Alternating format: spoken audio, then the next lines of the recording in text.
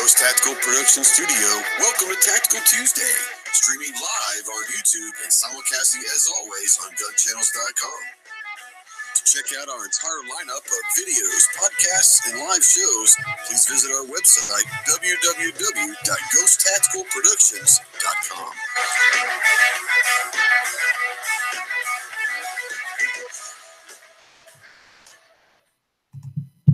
What is going on, Ghost Squad? Welcome to Tactical Tuesday. Today is Tuesday, February 5th, 2019.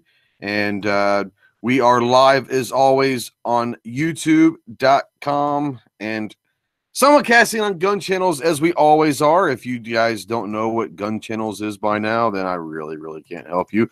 But I'm going to go ahead and put a link in over there. Come check us out. It is a great pro-gun Second Amendment community started by GWebs going on 6 years ago, and it's a great place to get together with like-minded people, talk guns, politics, whatever you'd like. You don't even have to talk guns. There's always something going on 24/7 in the lobby, so come check us out over there. And speaking of gun channels, we will see who's over there. You've got Kingpins over there, David Bull and DT Pfeiffer, Gizzard Gary, GWebs. Over here on the YouTube chat, let's get a quick roll call out here. Artisan Tony's out there. Midnight Range TM. Calaveras, the Tactical Pickle. I think Clover calls him the California Cucumber. So that's, that's something new. Let's see here. Who else we got? Jason Stewart, Tennessee Patriot. Josieola, Travis T. Guy That Comments, Shadow Walker. Gizzard Gary's pulling double duty. Kingpin's pulling double duty. That Guy's Wife. Let's see here. Am I missing? Primo Target. What's up, Russell? How you doing, my brother? M-W Tacticals out there. Trauma Jock, Georgia Trucker, WB, Andrew Faulkner, Texas Blades, Leo Red, Sandy's out there. What's up, Sandy? Gun Cleaners is out there. What's up, Rod? How you doing, my man? What's going on, Rod?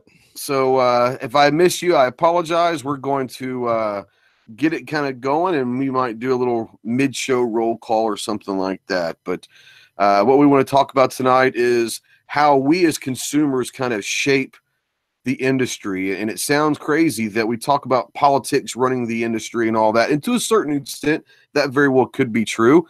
But I think that we as consumers have the ultimate power as far as what the industry does, because that's going to shape what kind of products are being there manufactured, whether or not the gun shops are going to buy specific products, whether, all sorts of stuff. And we're not talking just guns. We're talking everything that's involved in the firearm community, whether it's accessories or bags or magazines or aftermarket parts. There's all sorts of stuff, but we as consumers have a really big voice in how the industry goes. We're going to discuss that. So let's say hello to our wonderful panel in here. From Texas, we have from That Guy's Wife Media, we have That Guy's Wife. How are you doing, kiddo? I'm good. Thank you for inviting me tonight. I'm glad to have you, and I think that you're going to bring a different side of the consumer world that obviously I can't speak for. So maybe talk about some things that you went through at SHOT Show, and now that you've gotten home and you're starting to kind of get more involved. I'd love to hear your perspective of the consumer side of things. So welcome as well. Awesome. Thank you. From South Carolina, we got Magic Mike. What's up, Mike? Not too much, man. Just glad to be here. Another great day, another Tuesday, and you know how we do it. Let's get it going. Yeah, I mean, it's one of those that it's March 5th, and yesterday it was 14 degrees when I got in the car to go to work in the morning. This morning it was 21 degrees. We got snow on Sunday, so whoever said the groundhog saw a shadow or didn't see a shadow needs to beat the hell out of that groundhog, because that groundhog was wrong. Are you sure this is March and not January or December? That's what it feels like. I mean, it's cold. It's cold. Man, I'm waking up thinking I'm in a time machine. One day I think it's June, the next day it's back to October. It's craziness, man. Exactly. From Arizona, we got the Godfather himself, GWebs. What's going on? Hey, thanks for the invite. My pleasure, guys. If you missed last night's Daily Gun Show or any of them, go back and check it out. But last night was a really good conversation that me and G and Clover was in there, and Gizzard Gary and Sarge and Dano. I might be missing somebody, but there was a really good conversation. So if you're interested, go back and check out last night's show. It was a really good one. I enjoyed the conversation. And from Texas, once again, we've sent him the wrong link. I told him the show was Thursday this week. And, the guy still gets in. He's magical. He is a tactical leprechaun. What is going on, Clover? I just so happens I'm working on a weather manipulation machine. I think we could really use it. So anybody that's interested, please don't tell the Avengers because I don't want to be a supervillain. But shoot me an email and let's work on that. Does Trump know about this? He'll take credit for it. So I'd rather not. It'll have his name in big gold letters on the side, and I don't want all that. Y'all blinged out, right? Yeah. Jen Davis is out there. Rich White's out there. Ozzy's out there. What's up, Ozzy? Got Wild Bill's out there. So we're going to discuss some cool things. Before we get going, I want to discuss and bring up a bill before we get into the big show, a bill that Clover and I were looking at today. And it's a weird bill. It's very, very vague. It's HR 822, and the actual name is the Firearm Risk Protection Act of 2019. It's sponsored by Representative Carolyn Maloney, Democrat from New York's 12th District. The text of this is interesting. This is basically a bill that is trying to prohibit the sale of a firearm to and the purchase of firearm by a person who is not covered by appropriate liability insurance coverage. So I thought this could be interesting. Is this going to be insurance for like homeowners insurance policy or a health insurance through, Blue Cross Blue Shield? Is it something you can go and get from State Farm, like car insurance? Or is this going to be a health insurance with what is this? Or is this going to be like USCCA? I figured, well, they've got to have all that information because if it's a serious bill, they're going to have all that. And there's nothing. Here is what it says. And a term qualified liability insurance policy means with respect to the purchaser of a firearm that a policy that, 1, provides liability insurance covering the purchaser specifically for losses resulting from the use of a firearm while it was owned by the purchaser, and 2, is issued by an insurer licensed or authorized to provide the coverage by the state insurance regulatory authority for the state in which the purchaser resides. Penalty is a fine that shall not be more than $10,000. So what kind of insurance are we talking here? And I think this is interesting. Have any of you guys heard about this bill, HR 822? It's in Congress right now. It's in committee. Well, it makes sense. I just did a quick search on Google, right? Yeah. And it's a thing called QZ.com. I don't know what that is. But in 2017, they did some sort of thing that says U.S. gun violence costs an average of $2.8 billion a year. So $2.8 billion a year. So I guess they want insurance on that, just like they have on cars, right? Right. And I looked that up. And if guns, they suggest, cost $2.8 billion a year, what do you think cars are? Right. I'll have 10 it right. billion, 10 billion, 20 billion. I don't know. Anybody think he's low, high? I He's would low. imagine that cars would be higher He's than low. guns. Yeah, you're low. $871 billion a year. Holy cow. So they're suggesting that something that, even if they take their numbers, which nobody pro-gun tried to cost out what gun violence. Nobody would have said that or phrased it that way. So that's an anti. There's no way they did a conservative one, right? So they're trying to make it seem as horrible as possible. So their worst case scenario is $2.8 billion compared to 871 billion. Yeah. That's amazing amount, and that's just the cost. I mean, lives are obviously a lot more with automobiles also. Well, sure. Yeah. So where's their justification for the need for insurance? I mean, I suppose you could look up, numbers and stuff, and there's lots of things that are more dangerous or more involve more people. Yeah. Anybody else have anything on this? I know Clover and I had talked, and you brought up an interesting point about, is this going to be like Obamacare?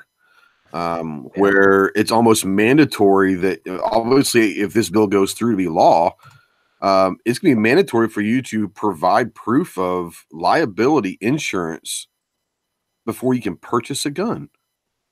So is this the insurance lobby getting involved with the firearm ministry? I mean, does anybody have any ideas on this? Because I'm lost.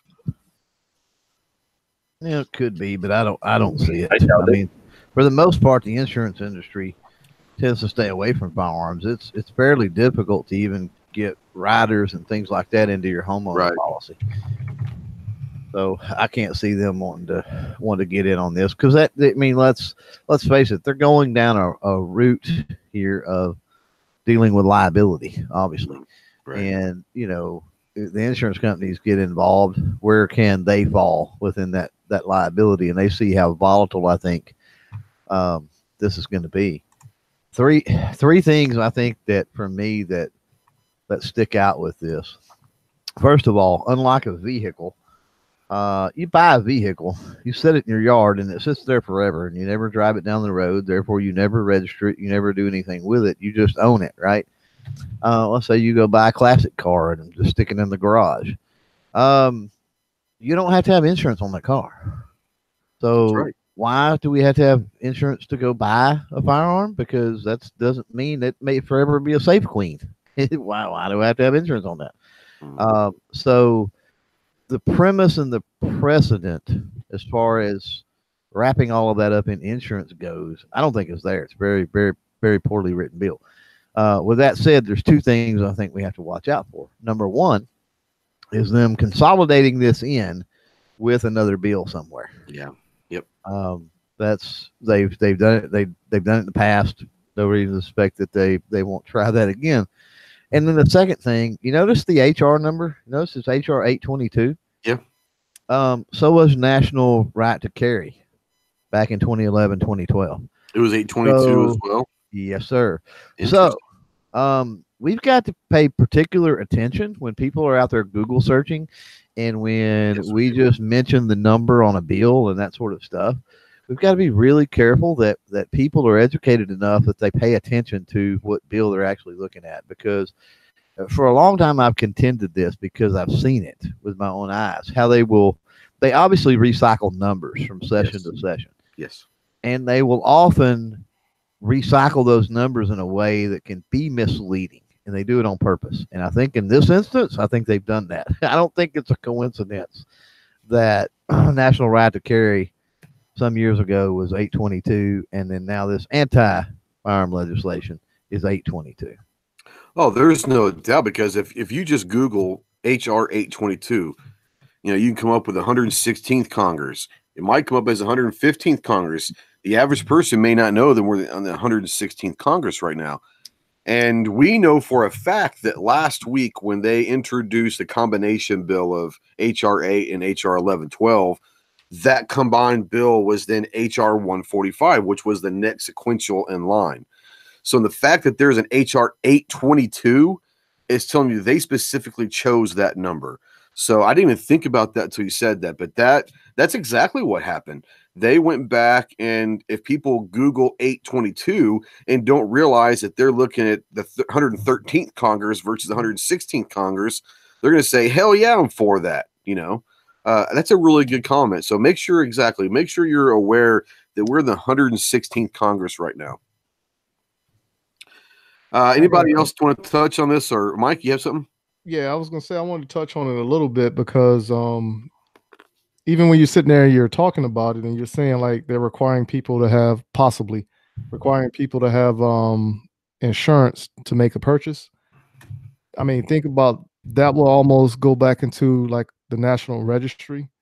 And then again, how would it affect other policies concerning like your house policy, your car policy, life insurance policy? Now will all that other stuff go up because you have a firearm, you know?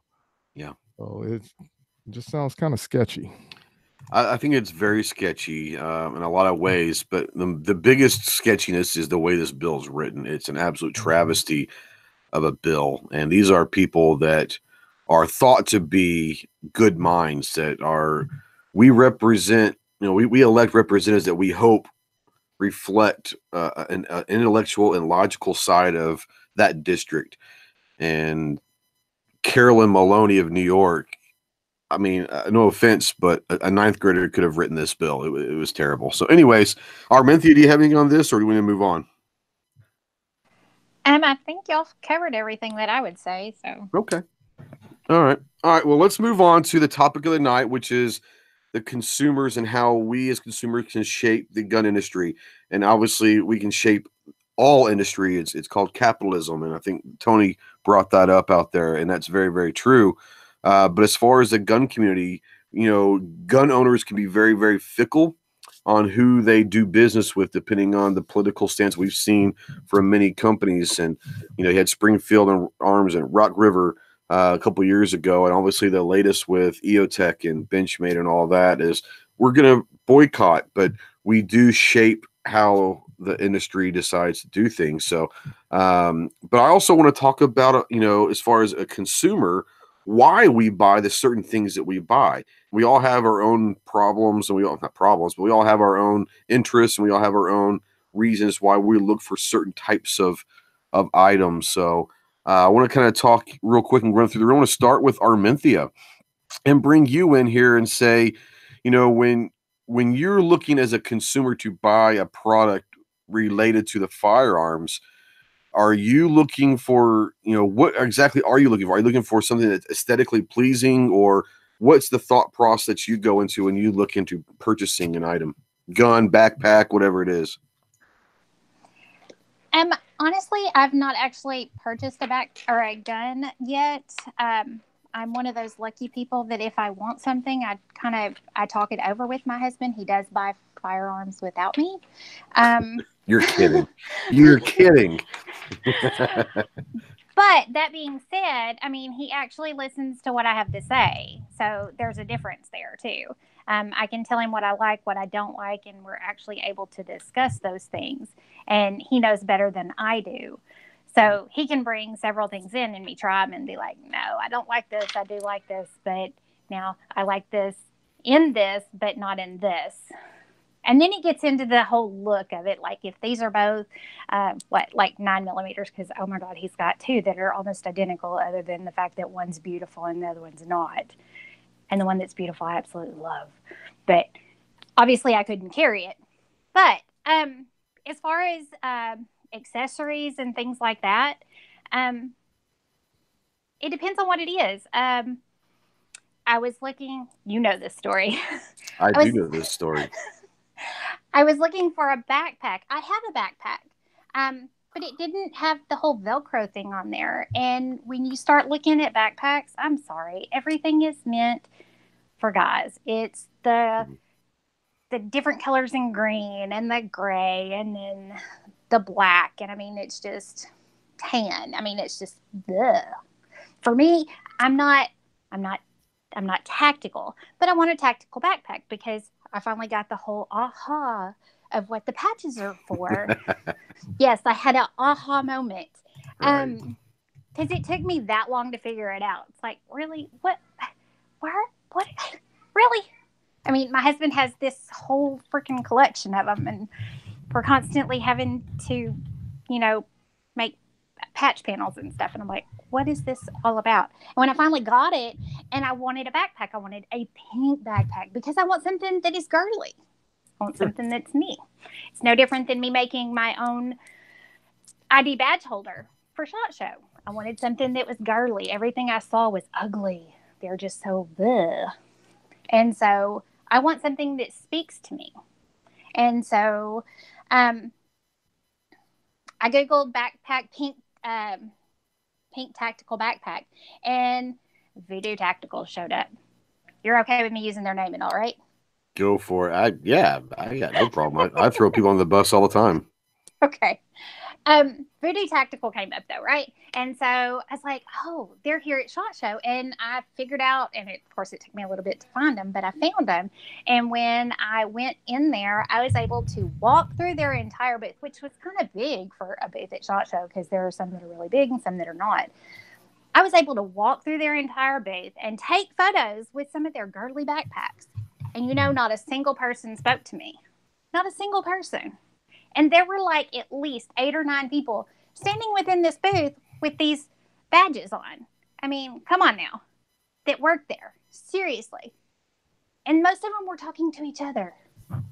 You think I don't realize these things? I mean, first of all, I'm a nurse. My job is to be observative. I mean, I observe different things. But 1, I was a female. 2, I was media. And I walked through your booth and you couldn't speak at all? Right. Seriously?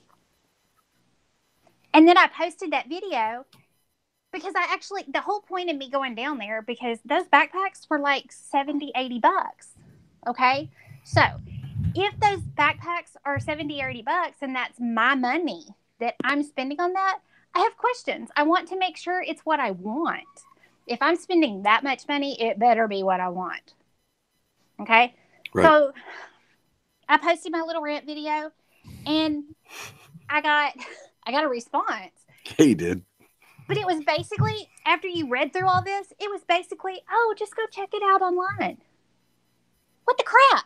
Seriously. I'm sorry. Yeah. If I walk through your booth and you have, 8 people in your booth that could have talked to me and answered freaking questions, first of all, I'm media. Been a perfect opportunity for me to throw your stuff out there, right? In a good way, not in a bad way. So, explain to me why they couldn't do that. But his response, it had to have been a dude. His response was just go look online. Dude, I just told you in the first part of this that I found it online and I knew y'all were here, so I wanted to go check it out and talk to y'all. Really? You couldn't come back and talk to me or say, hey, let me get in touch with whoever's down there and you can go back down there. Oh, that wasn't even a response. So do you think my money went to Voodoo Tactical? Probably not. I hope not, because if this is you being a positive, review for them, I don't want to hear what a negative one is. I'm just kidding. Oh my god! I'm being very PG right now. I understand. You can say what you got to say. You don't have to hold back. Go for it. So, because I was pissed, and y'all know that I was mad. There were 2 different occasions that pissed me off at SHOT Show, and so that was one of them. Right. So, Voodoo Tactical did not get my money. I did end up buying a backpack, and after my story went out, actually, who am I thinking of? Ashley from GunStreamer. She was messaging me back and forth about backpacks, and I'd been home a couple of weeks when I found one, and I went ahead and ordered it. I didn't pay that much for it. It was like $35, I think, after shipping and handling. It's black and pink, so it's mostly black with pink accents. So, but it's got what I want for the most part, and anything else I can add to it. So I'm okay with that for the price that I paid. You can always add different Velcro strips around a bag on the shoulder straps, or you can get creative with Velcro if you want to. Exactly, and I can sew and stuff like that. So I mean, within the price range, plus knowing that I can add to it, I was okay with paying that. Ashley sent me a message with a photo of her backpack. She got the same freaking backpack. Oh yeah, nice, nice. She picked it up this past weekend at one of the gun shows. It was hilarious. So anyway, there you go. Go ahead. Tactical will never get my money, by the way. So basically, what you're saying is when you're looking for something and you don't get a good customer service experience right away, you're kind of one of those that, and it sounds like me also, but you're one of those that once you've kind of been done wrong, you're done with that, right? I'm that way at restaurants too. Okay. Don't ever piss me off at a restaurant. Here's a great opportunity for me to pose a question. Go for it. Okay, when you have a bad experience or whatever, I mean, is that eternal condemnation, or is there ever a pathway for someone to make that right? Because I've had those issues before. So have I. And then people make it right. I've also heard complaints from people. And I knew the people with that business or whatever. So then I relayed that over and I'm like, hey, this guy, he's beating y'all to death. He had a horrible experience. And I'm like, I don't know what part of this story is true or not, or what's going on. But, I just wanted to let y'all know, and then, I sort of defend them in a way. And then, they contact that person and the next thing you know, all's good and well again. So that's my curiosity. Is there ever a pathway to a redemption in a situation like that? It all depends on the person. That's what I would say. It would all depend on that person. So, like she stated that that they would never get her money. Somebody like me is, if you put forth the effort to make it right, and I think it's fair, okay, I'll probably go back for round 2. If you're taking it serious and you're trying to win me back over. Okay, in that sense, yes, there is a possibility that I could go back. Jesse's had a great experience with them. And in fact, she's got some of their products to review. And that's great. I'm glad that she had that experience. It's no different than Aero Precision that was at SHOT Show. My husband had a great experience. I did not. Mm-hmm. So, well, I mean, even when you sit there and you look at it, me and Ghost had a similar situation that took kind of yeah, similar situation, but the whole thing was the guy just wasn't recognizing me. And you're the one who walked up and initiated the conversation. I had nothing to do with it. I was just standing there. Yeah, so I was just like, okay, no worries. I mean, I would never support that company, even if they was to call me back. And I was like, that was uncalled for. So no, I would never support a company like that. But for understanding the situation and how busy SHOT Show was, and those guys probably got 20,000 things bouncing around in their mind. Yeah, I can probably understand. Okay, you're busy, and you're overlooking certain customer aspect type philosophy. But yeah, like I said, what took place with us, yeah, I wouldn't forgive that. But other stuff, okay, yeah, that's kind of okay. Let's work on this. Now, okay, so I'm not going to say, yes, I use the word never. I can tell you at this moment, I have no intentions of, because the bad experience down there to be ignored is one thing, but then to get the response that I got over Instagram through the messenger was, I mean, it just kind of reiterated it, that we're sorry you're not important, but just check us out online. We'll take your money. And I'm not, I'm sorry, but yes, I am kind of one of those people that, yes, I would go back eventually, but it's no different than I was at Walmart earlier, okay? There is a checker at Walmart, and I know she's been there for 20 years. She's a biatch. You know what? I never go through her line. And if she trades out, I will put my crap back in the buggy and walk to another line. That's how much I dislike her. I had a situation with a company last year that, the few months between SHOT Show NRA and it all kind of went to hell in a handbasket. And to this very day, I just don't do business with them one way or the other. So I understand that sometimes people have bad days and one person doesn't represent a company. But if it's a trend and I hear other things, then yeah, I'm going to stay away from a company. If it's something that could possibly be redeemed later down the line, then I'll always keep a conversation or a relationship open. It doesn't necessarily mean I'll do business with them right then, but it could lead to a path down the road and that's something like that. But what I want to ask a question to the panel, and anyone can speak about this. If you have a choice between a product that is superior, that you've heard rumors their customer service is terrible, or a product that's customer service is phenomenal, but their product is inferior, which one do you go with? And I want to start with Clover on this one. Totally depends on the product, bro. Okay. If it's a product that's likely not to fail, less likely that I'm not going to have to deal with customer service, and they're the pinnacle of exceptionalism as far as the production of that particular product, then I'll roll the dice. All right, so let's just throw this out there in simple terms. Let's just say a handgun. Okay, let's say you've got company A is a well-renowned quality product, but people say that working with them, if the gun breaks, is a pain in the butt. Then you've got a gun whose got great customer service that will fix anything that happens, but you also have heard that you'll be sending the gun back several times. In that scenario, G, what about you? Nope, I was reading. Nope. What was I asked again?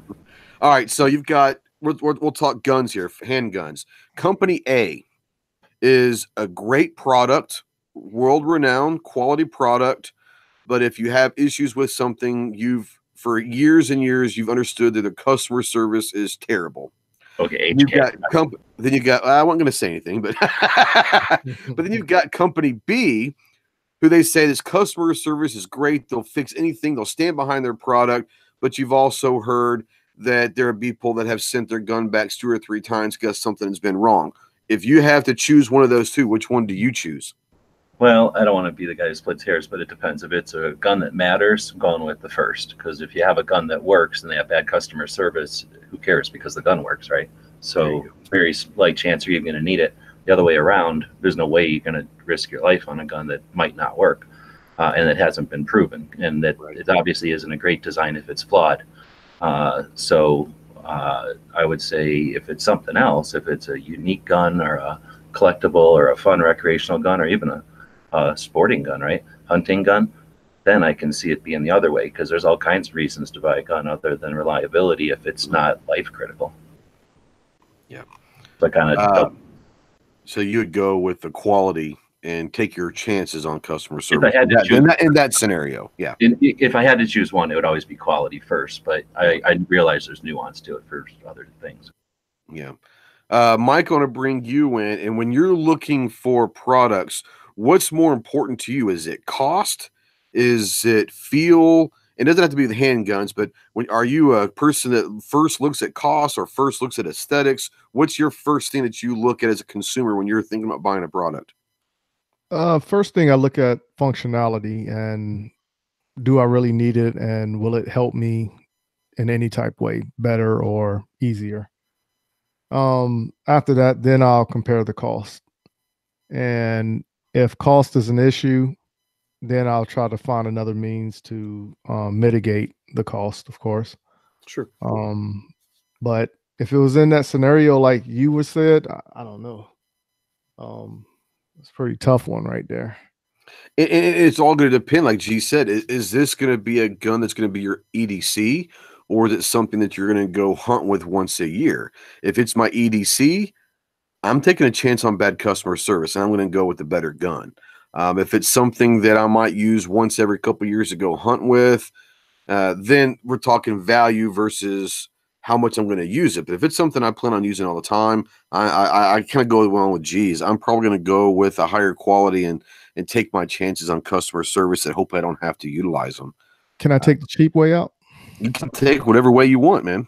All right. So I probably would end up sending it to a third party, somebody who will mail it out, change the guts out in it and everything, make it that much more better. Because then if that happens, you can't send it back to the factory for the warranty. And then more than likely it will be a better performing product overall. You know, Rod out there, the gun cleaner, said that most people buy people, not companies and products.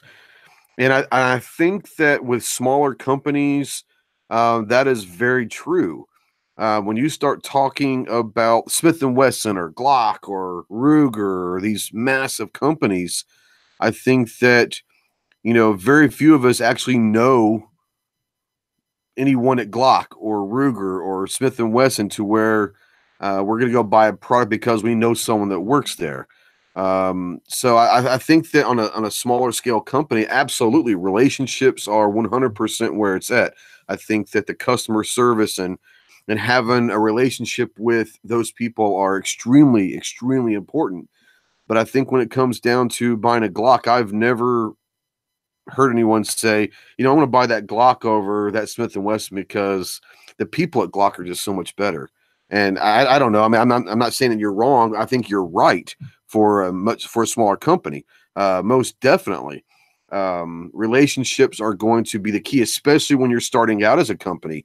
If you put out customer service and you are friendly with people and you get to know the people, then as you get bigger, they do know someone who's involved with that company. So I think that relationships are very, very crucial until you get to a certain point or size of a company where it's very hard to know somebody or people or get to know a company's PR firm or whatever, because that's just difficult for me to sit there. But I would definitely say that, yeah, as a smaller company, I would definitely think that people are buying people at that point for sure. That guy's wife said to her, the customer service is huge. Customer service to me is huge, but I don't think it's in the sense of me calling the company and say, I've got a problem with your product. Can you help me with it? Customer service is much more than that to me. It is, how do they treat people in public? If you see a company out at a range and they're having a demo day or at SHOT Show or some kind of a shoot, and there's a representative of that company, are they there being happy to be there and to have fun with the people?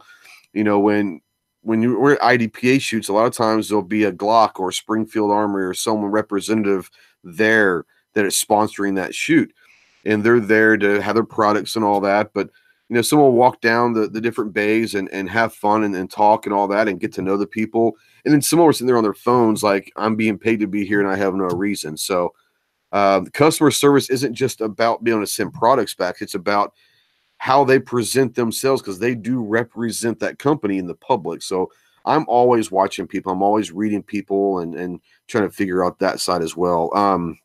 Now, let's go back to Clover real quick. And when you're deciding to buy a product, and it doesn't matter what product it is, but in the gun community, this is a big one, because to a lot of people this does matter a lot.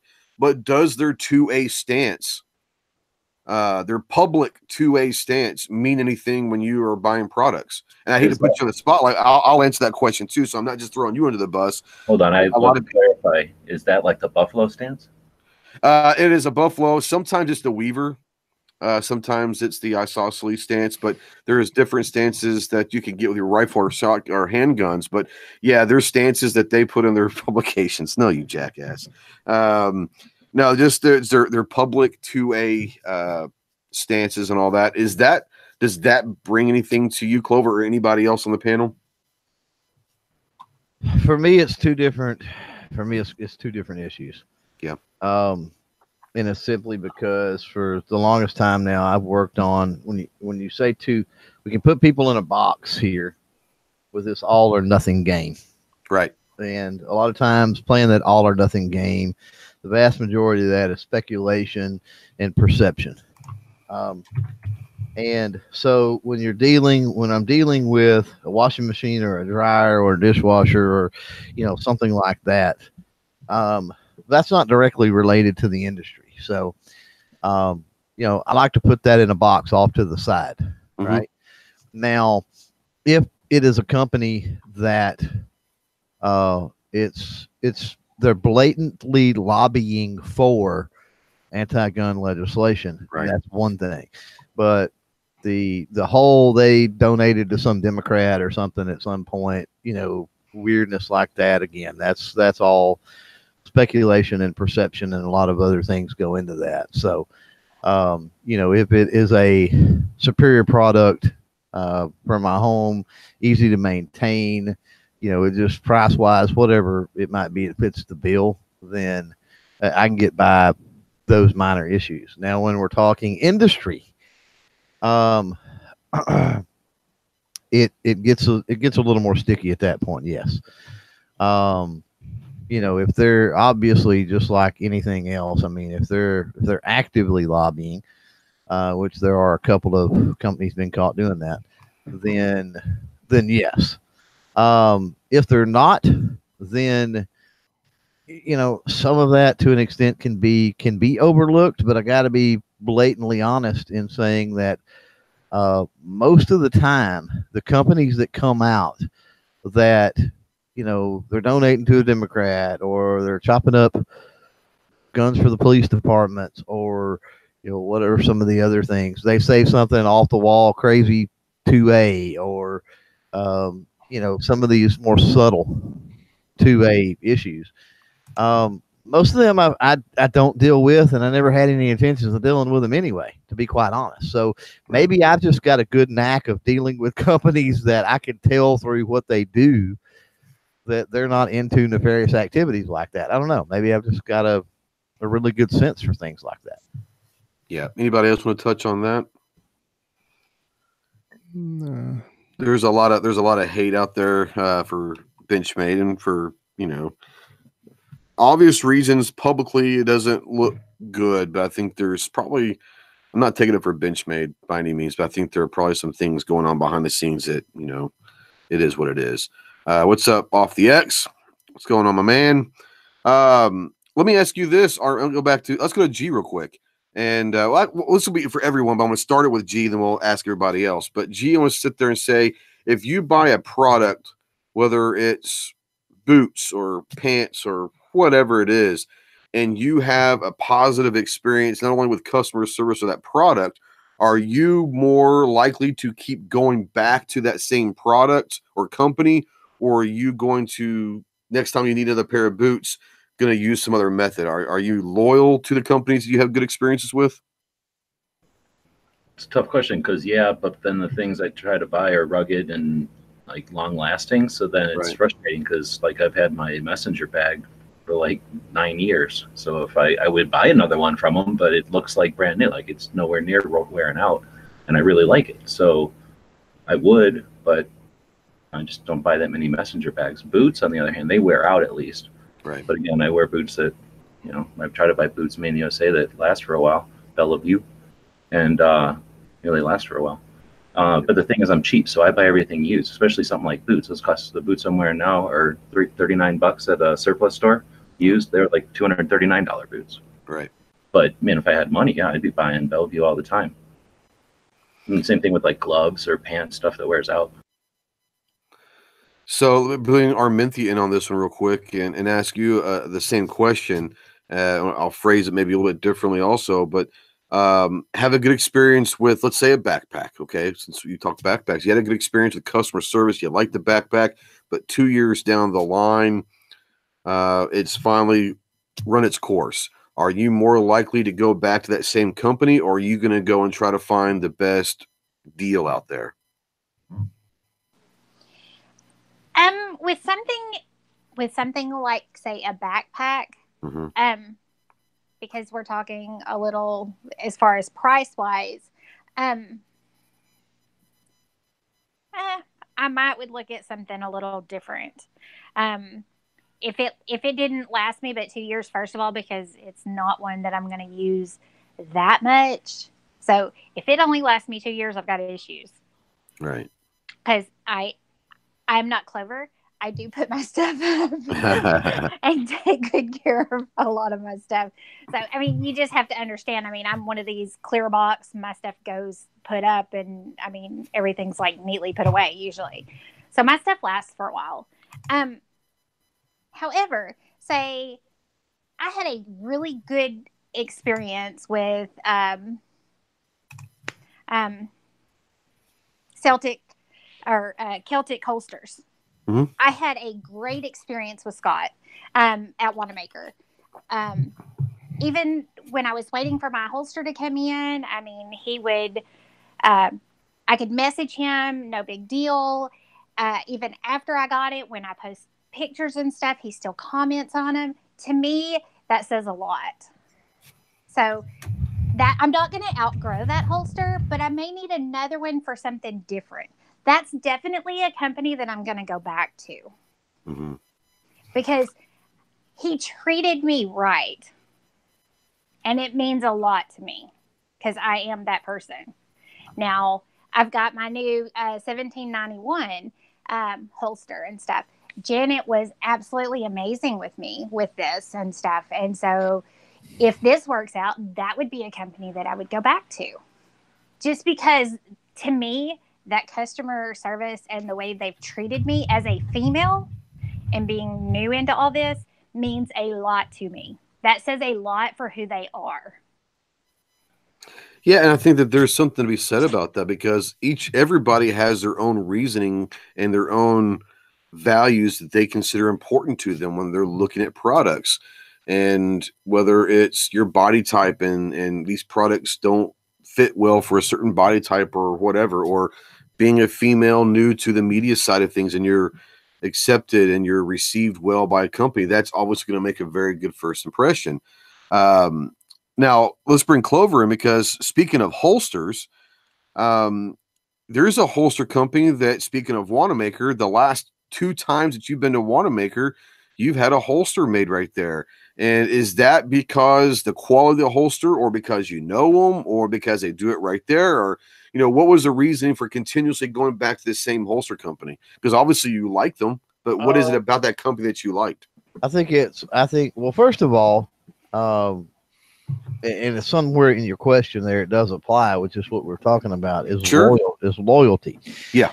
And I'm all about loyalty. I'm about that in my regular life, personal life, family life, online, whatever it might be. Loyalty is a big thing.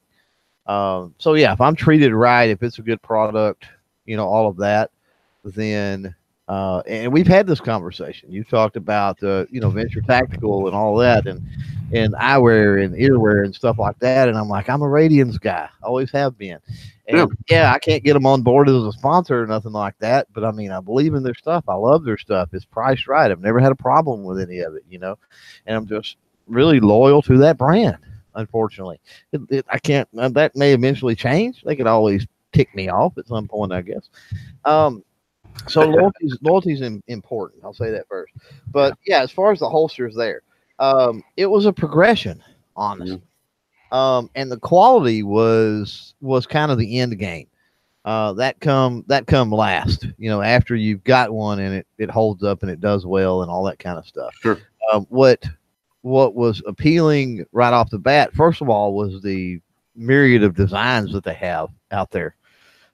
Which, I mean, you can get anything from camo to superheroes to any flag you want to whatever, you know, on a holster, which is awesome. So being able to customize them, and then obviously having them done right there.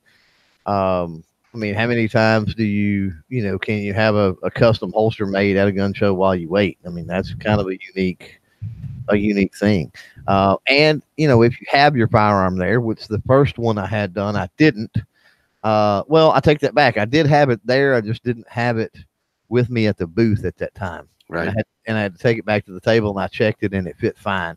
And then the second time, I knew they wouldn't have it. Was for that full size PPQ, and I knew brought it with you, didn't you?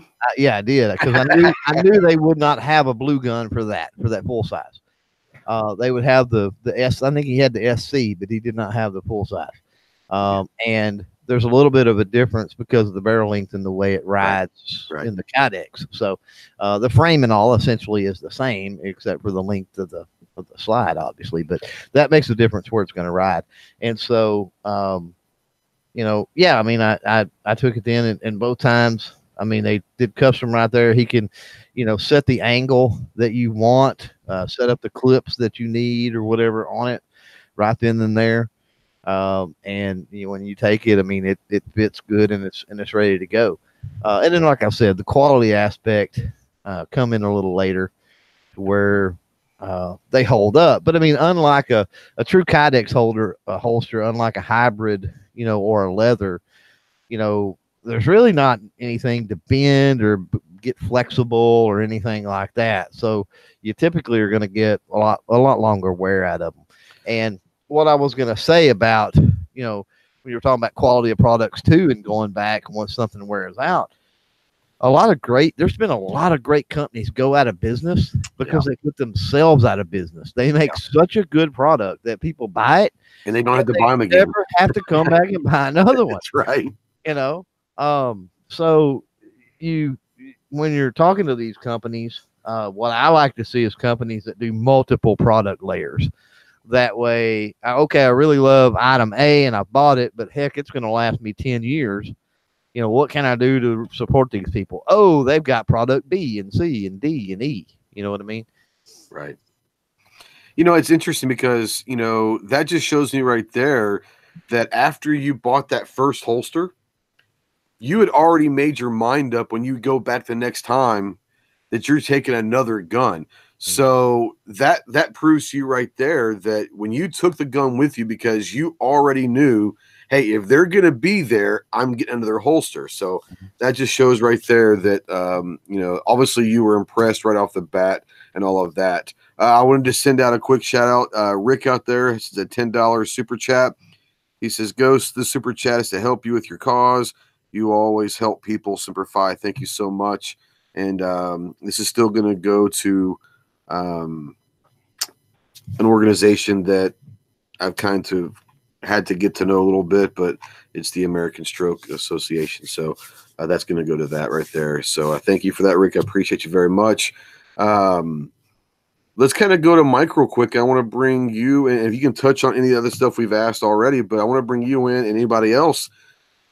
When it comes to buying, and I know G's real big on Made in the USA, and I think most of us are to a certain, to most extent, because we know that there's going to be things that we can't get that are made in the USA. But if we have the option and it's not that much of a price difference, I think we would all do that. But does Made in the USA or finding a company that's locally makes that you might know the owner or whatever, does that play a role in your decision process when you're buying something is locally made or at least state somewhere in your state or something?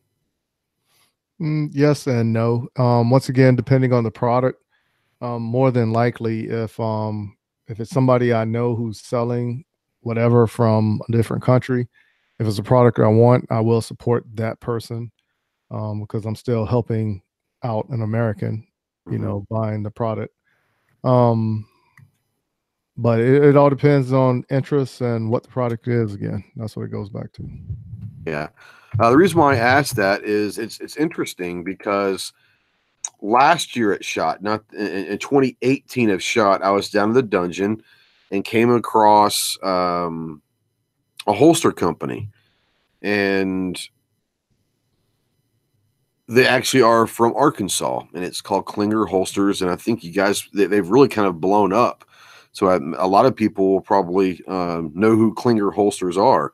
But, they're from 2 hours from me. And so I've kind of got to know them and the management over there. Great people. And the first time I bought one of their holsters, I bought it strictly because they were in Arkansas. And a lot of people sit there and say a Kydex holster is a Kydex holster. And to some extent, that might be true. But I've had bad Kydex holsters, But I bought this one because they were in Arkansas, and I was wanting to support an Arkansas company and wanted to try them out. And to this very day, I now own, this is a Klinger holster, and I own a Klinger holster for pretty much every gun that I have that they make it for. I've gone and gotten, I don't know, 10 or 12, 13 holsters from them now. And they're wonderful holsters. I got lucky. Because they are an Arkansas company, but they're also a great product. But I'll be the first to admit the only reason why I got the first one was because they're an Arkansas company and I wanted to kind of try it out and all of that. So speaking of holsters, Calaveras out there is wanting to know what I think of the Shapeshift holsters so far. I'll tell you this, it's an awesome concept to be able to have in one package, have the availability to go inside the waist, outside the waist with belt loops, outside the waist with a paddle. You've got 4 or 5. Actually, you got more than that if you want to start, talking about where you can maybe put them in your car and all that. They're very comfortable. I will say that. I've actually got it on the Glocks. What they sent it for is the Glock. And so I don't carry that gun a lot inside the waist, but I have been carrying it about once or twice a week now to kind of get used to inside the waist. The outside the waist, when I go outside the waist, I like a paddle. I don't like having it run through the belt loops unless I'm in competition. But if I'm just going to be at the range or just open carrying or something, I like a paddle that goes outside the waist. The paddle's great. The belt loops for the Shapeshift and the outside the waist is pretty nice as well. So far, I'm very, very pleased. I'm only, a couple weeks into it. So to me, to give you a full review is probably not going to be a great review. But I will say that so far, so good. I like the weight of them. I like the comfortability. I don't even know if that's a word. The comfort of them. I know Mike's got one for the Walther. What do you think so far of the Shapeshift? Oh, I love it, man. Very comfortable, and I can say by far that is one of the more comfortable holsters that I have for appendix carry. The only thing that would make that holster much more awesome is if they could put like a magazine attachment on it, but like I said, I really, really do enjoy it so far. Yeah. Do any of you guys have an Alien Gear holster in the panel? This is my first Alien Gear holster. I know people have been using them for a long time. This is my first one, but I've only been using them for a couple of weeks now. So if you guys have any experience over a long time span, please let us know. But this is my first one. Yeah, I've got a couple of OWBs. They're hybrids. Yeah. And they're still kicking. They're still going strong. Yeah. So now a couple people have written me and asked to explore all of them. The only one that I really haven't explored was the one that sits back at your like 430. Yeah. But the holster, a lot of people was complaining about the outside the waistband portion. It didn't so much bother me, but it did sit right a little higher than what I would like. Yeah. And honestly, that's why the outside the waist with belt loops, and not just this one, but any of them, that's typically why I don't like those, because they do sit high for me. I'm a smaller guy anyway, so they'll kind of jab maybe my ribs or something. See, I like that. What's that? I like that. I like it. You like being jabbed in the ribs? I like a higher ride. Oh, do you see? I don't necessarily like a higher ride. Now I'll say this about that's why I like paddles, is typically when you're talking outside the waist between a paddle and the belt loop, the paddle is usually going to sit maybe a little bit lower. And maybe that's why that I like the paddle. I never thought about it. It's more comfortable to me. Maybe that's why I like the paddle more. Because it's a lower ride. I don't know. I never thought about it. Yeah. But like I said, I played around with it for a day or two. But appendix carry is what I really prefer. But that is a really comfortable holster. Yeah, and see, I don't appendix carry. I'll go with the 430 inside the waist, and I'll say this, that the inside the waist holster of this is very, very comfortable. So I do like that. But now the other thing I really do like about it now is the fact, because the PPQ now is what I carry for my EDC. Mm-hmm. Now I don't have to really dig through a box and figure out, okay, let me take this holster. I could just go to a box and transform it to what I need, and just out the door, there I go. And I don't want to get too far off track with conversation, but as far as holsters go, I'm the same way. Once I find a holster that I like, that's comfortable, it does everything that I wanted to do, then I am extremely loyal to that holster. Now, like I said with this Klinger, I'll probably go get one of those holsters for all the different guns that I might carry. So I am definitely, how do I put this? I've got multiple drawers full of holsters. So I would say that I'm a holster hoarder. And I do like holsters. I do like trying them out. And I've got, I have a drawer of holsters that I like and a drawer of holsters that I don't like.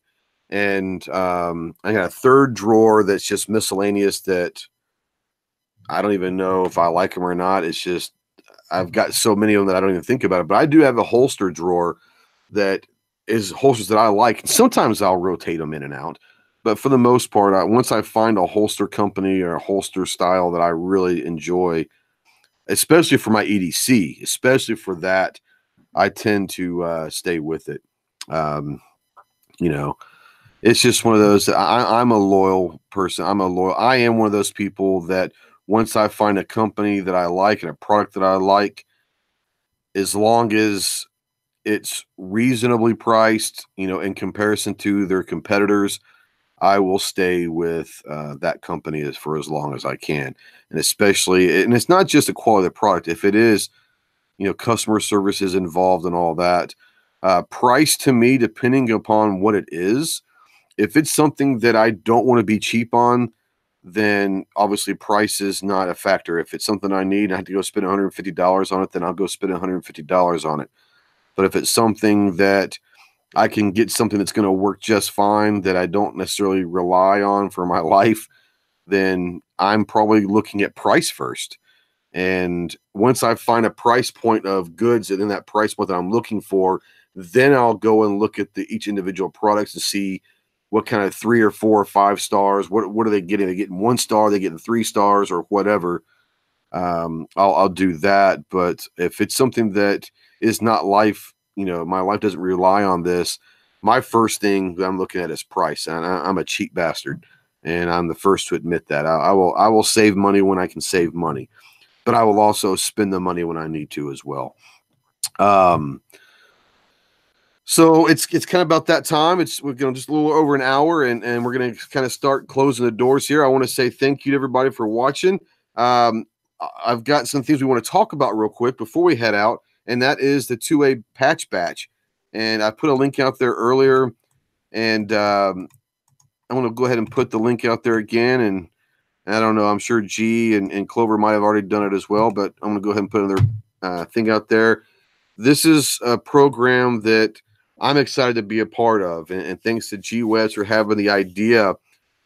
But the whole idea of this is you have 12 channels or 12 projects that are involved in the Second Amendment doing their thing, and they're all kind of doing different things within the 2A. And this is a way to not only get a patch batch, and you're spending $50 and you get 12 patches. So that's like $4 and some odd cents per patch. And if you try to go online, you're not going to find patches for $4 anywhere. And it's going to support those projects. The money that you spend is not coming to the projects. We're not getting a dime of this money. What that money is going to is you're buying a collective series of patches. And some of these, including Clover's, are going to be one-off patches that you'll never see again. But what that does is that's allowing them to buy patches, but then also allow us to get patches for ourselves for NRA shows or different shows, for giveaways, for whatever we have to use them for. And I think that's a really cool thing. And if I'm probably not great at explaining this, so I'm going to bring G in and kind of let you talk about it as well, and correct my insanity that I just spoke of. I think you cover most of it. It's just I'll only add that in addition to that, the idea is to bring the projects and the channels and individuals together so that we get effort working together, putting this project on top of all the other stuff we're doing, so that we rise to that challenge, so that we can bring this campaign, or basically this message, to our audience and use our various skills to do that, again, on top of all the other stuff we're dealing with in our lives and with our projects.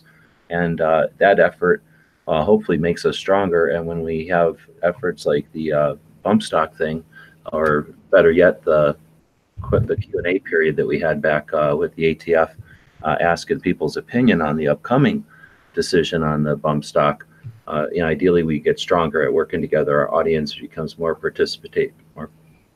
gets better at more familiar with participating like this and helping to share. And then some of the channels that are, or some of the people that are participating, hopefully it's given them some experience with crowdfunding as a concept, so that they can use this as their first introduction and go on and make their projects larger and better. So there's some ulterior motives to it besides just getting the patches. The patches are sort of the function, but the goal is to really, in addition, help us all work together and be stronger as 2A media.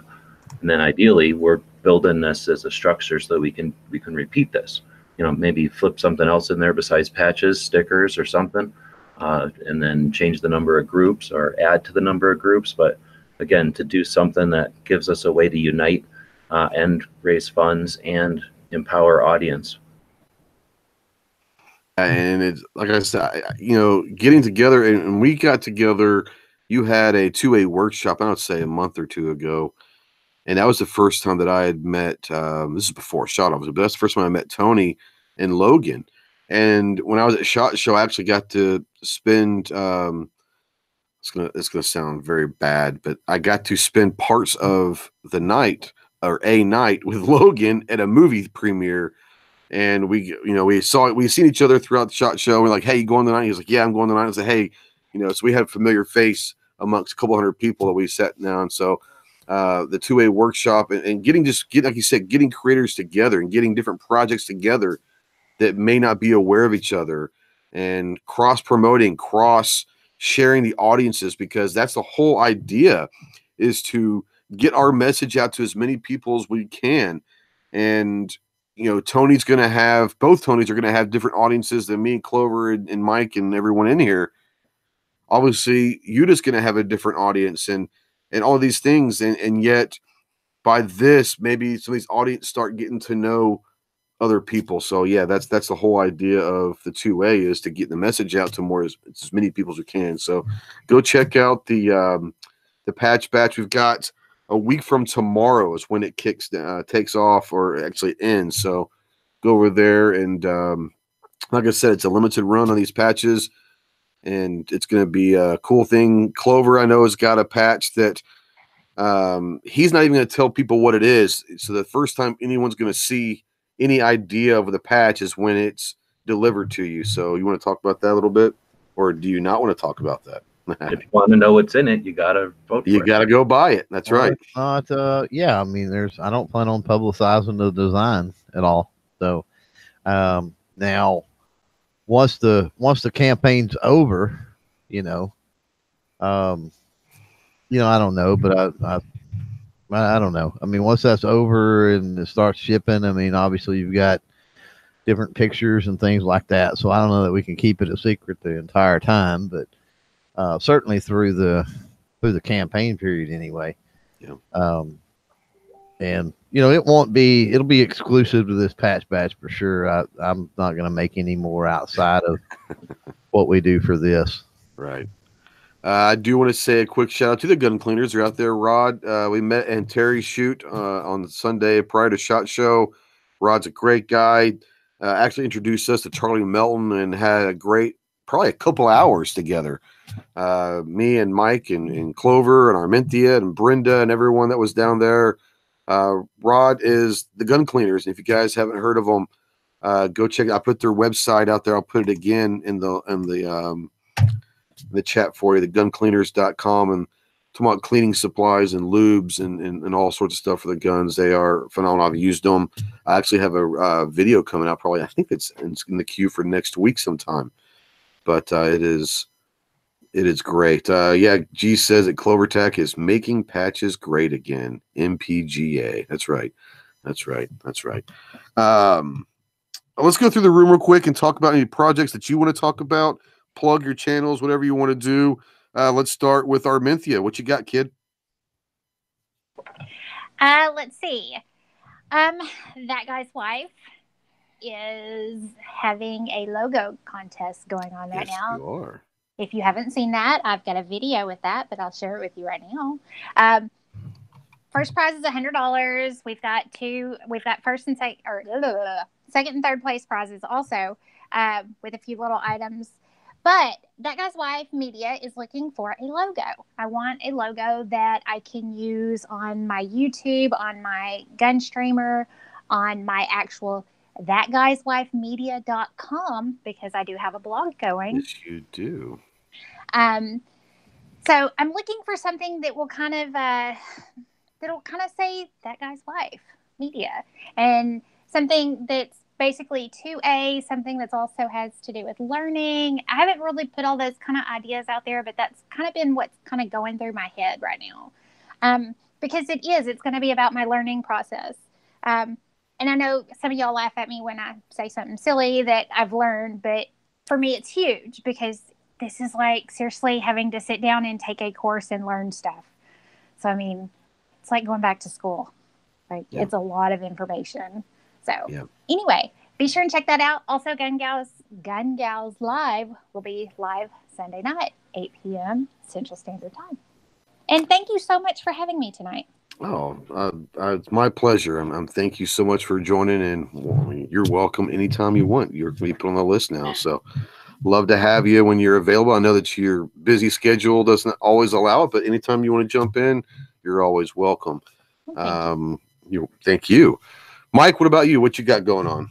Oh man, I know I got my normal spill like I'm gonna go for it. You got 19 seconds. 19. Here we go. Please call me at 803-250-1256 or go to www.m-wtactical.com, the one-stop shop where you can check out everything I'm a part of, and a direct link where you can follow me on Facebook and Instagram, or do a search for the M-W Tactical to find me. Even a link where you can catch up on the Black Man with the Gun podcast with Ken Blanchard and myself, where you can also get your M-W Tactical and Black Man with the Gun swag also by clicking on the store tab.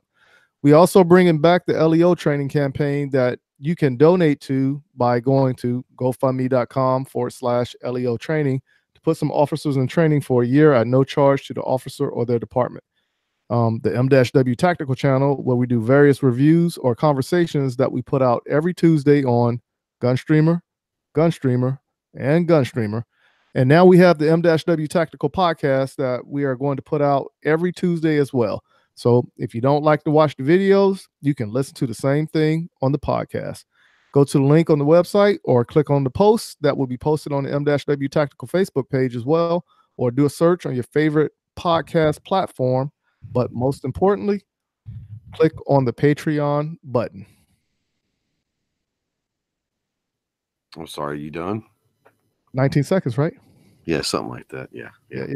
I won. I hear you. G, what you got going on? Usual stuff. Good show. Thanks for the invite. Yep. Wouldn't be a show without you, buddy. Go check. He won't plug it, so I will. Go check out Daily Gun Show every weeknight, midnight Eastern. Last night's show was awesome. Enjoyed it. Go check out gearwebsites.com. and everysecondmatters.com. It's a great thing. Obviously, GunChannels, which you created as well. So he's got many hats. He doesn't like to brag about it. Oh, there's no time. So then we did fix the login thing over on GunChannels. So there was. I noticed that. Yeah. For a while. So thanks everybody for their patience with that. Should work if you want to fiddle with it, or if you've been having trouble logging in, give it another try. I don't think it likes spaces still. That hasn't changed. So if you have an issue, don't use a space in the username. There you go. Clover, what you got going on? And we got Win with WMD Guns. He'll be doing Firearm Friday. Hopefully, it's supposed to warm up a little more. So hopefully we get a chance to finish out a video. I've got to get that video finished out before I can actually finish up the article over on Gear Report. But yeah, I mean, you can follow, just go to clovertac.com and you can follow all the 8 billion places we are.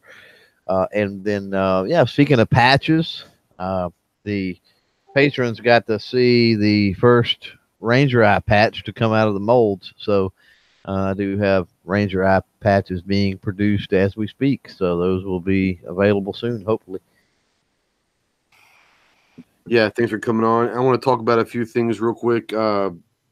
Make sure we go check out GunChannels. I say that a lot, but go check out GunStreamer.com. And Austin and Paul and Ashley are doing a phenomenal job. They're really kicking into overdrive to make sure that they're here for the long haul. And we had them on, I guess it was Clover Show, or was it Daily Gun Show last week? Yeah, they jumped in after hours last Thursday. After hours, that's what it was. Yeah, and it's one of those that they're doing a great job, and they're doing exactly what needs to be done to take GunStreamer to the next level. They are putting everything on the line. They're putting themselves out there. They're contacting the people they need to contact, solidifying relationships with companies and sponsors and advertisers. So they are absolutely a viable option out there, and they're probably going to be eventually the option for 2A content. So make sure you go check out GunStreamer.com. Mike and I have Operation Training Day. I was supposed to be in Georgia this week, but I've got some issues at home that weren't going to allow me to be away for a week. I've rescheduled that for the summer, so looking forward to that. But we have Operation Training Day throughout the year. We've got some amazing instructors we're going to be training with throughout the year, and we've got all of this on board. Everything good. We are looking for some help if you're interested in helping out the project for some travel expenses. and all of that. So we have a GoFundMe. It's gofundme.com/Operation Training Day. Anything that you are able or willing to help out with, we would greatly appreciate it for travel expenses. Sometimes we're going to be up to Oregon, and Oregon is not a cheap travel, whether you're driving or flying. So something like that could help out a long way. So we got that. Drill of the month. The drill of the month we will be announcing on Thursday, last month's winner of Drill of the Month. The new Drill of the Month for March is out. It's called a Perfect 10. So go check that on the channel or Mike's channel, M-W Tactical. They're on GunStreamer, Full 30 here, everywhere, Facebook, whatever. Thank you to Venture Gear Tactical for sponsoring that. This one is basically 21 feet. You get 10 shots in a 4-inch circle as quickly as you can. So we've tried to combine the last several months of lessons into one. So I'm proud of it. Thanks for Mike for always joining in that. This coming Sunday at 12 Central, noon Central, we have the latest edition of the Armed Citizen. For those of you that have noticed it hasn't been out, I apologize. There is no excuses except for the fact that life takes over, and that's really all I can say about that. And I do appreciate you being patient, but I've got them all edited now, so I've got them scheduled, so they're coming out whether I'm busy or not from here on out. But we will be announcing or releasing one Sunday at noon Central, and this is going to be a good one. This is a story that needs to be heard. It is a story of a man named David up in the Northwest that talking about red flag laws and experience that he's had with his father. And it's an interesting story that's kind of dark, kind of deep, but very inspirational as well. So go check. We'll have that out Sunday. I can't wait for you guys to hear it. It's amazing. It's amazing. Thank you for everyone who has listened live. If you're listening or watching in replay, thank you so much. Make sure you thumb it up if you like it. If you don't, thumb it down. That's okay. Any feedback is good. If you're watching or listening in replay, please go ahead and leave a comment down there. Any questions that you might have, and we'll make sure we answer them. Thank you to everyone that's been out in the chat. Please go check out Hit or Miss. They're still going on for like the next 40 minutes or so. On YouTube, it's Night Strike 1. On GunChannels, it is Hit or Miss. Then after that at 9 Central, please check out 2A Tuesday over at Sandhill Shooters. And then obviously, let's wrap up the day with a great daily gun show. Today is 2A Tuesday for them as well. So you've still got a great night of entertainment out there, a great night of knowledge. So get out there, shoot your guns, be more proficient, become a warrior. We'll see you next week. Thanks, guys, for watching and listening. Semper Fi.